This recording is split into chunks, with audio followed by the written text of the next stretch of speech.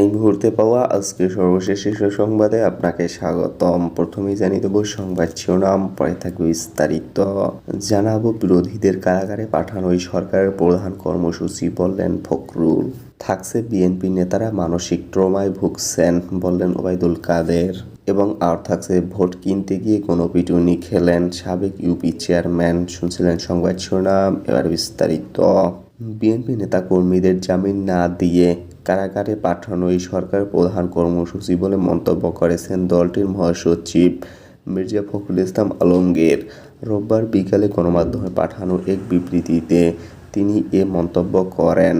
পল্টন থানায় একটি মামলায় বিএনপির আন্তর্জাতিক বিষয়ক কমিটির সদস্য ইঞ্জিনিয়ার ইশরাক হোসেনের জামিন নামঞ্জুর করে তাকে কারাগারে পাঠানোর ঘটনায় তিনি গভীর উদ্বেগ প্রকাশ করেন। ফখরুল ইসলাম বলেন, দেশটা এখন মগের মূল্যকে পরিণত হয়েছে। ৭ জানুয়ারি ডামি নির্বাচনের মাধ্যমে রাষ্ট্র ক্ষমতা দখলকারী আওয়ামী শাসক গোষ্ঠী অবৈধ ক্ষমতা ধরে রাখতে চায়। এজন্য দেশব্যাপী প্রতিদিনই বিএনপি সহ বিরোধী দলের নেতাকর্মীদের ওপর নানান কায়দায় অবর্ণনীয় নির্যাতন নিপীড়ন করেছে। বিএনপি নেতারা মানসিক ট্রমায় ভুগছেন, সে কারণে আবোলতাবোল বলছেন বলে মন্তব্য করেছেন আওয়ামী লীগের সাধারণ সম্পাদক এবং সড়ক পরিবহন ও সেতুমন্ত্রী ওবায়দুল কাদের। রোববার দুপুরে রাজধানীর একটি হোটেলে অনুষ্ঠান শেষে সাংবাদিকদের প্রশ্নের জবাবে মন্ত্রী একথা বলেন।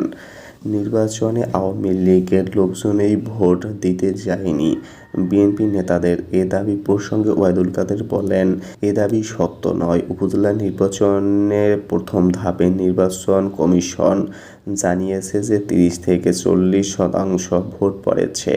জাতীয় নির্বাচনে ভোট পড়েছে ৪২%-এর বেশি। তারা কি এদেশের মানুষ নয়? ওবায়দুল কাদের বলেন, ৪২% যদি ভোট দেয় তাহলে ভোটাররা নির্বাচন প্রত্যাখ্যান করল কেমন করে? আসলে বিএনপি নেতারা মানসিক ট্রমায় ভুগছেন। যা খুশি তাই বলেন ফ্রি স্টাইলে। এর বাস্তবতা নেই। তারা বাস্তবতা থেকে অনেক দূরে। মৌলভীবাজারের রাজনগর উপজেলা নির্বাচনে চেয়ারম্যান প্রার্থীর পক্ষে টাকা বিলি করতে গিয়ে গণপিটুনি খেয়েছেন সাবেক ইউনিয়ন চেয়ারম্যান আওয়ামী লীগ নেতা সালেক মিয়া।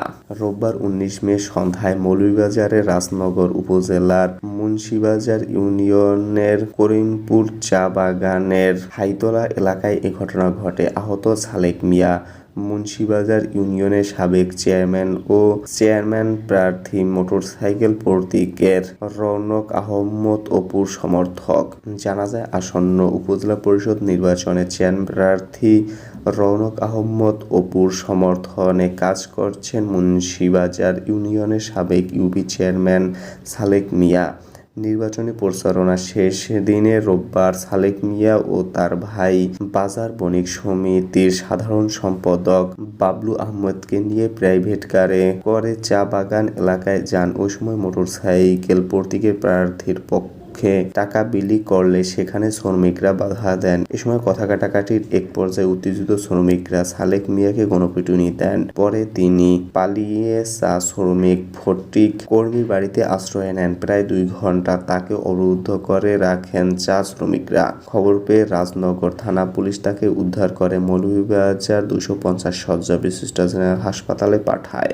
রাজনগর থানার ওসি মির্জা মাজহারুল আনোয়ার বলেন, খবর পেয়ে ফোর্স নিয়ে ঘটনাস্থলে যাই, আহত চেয়ারম্যানকে উদ্ধার করে নিয়ে আসি।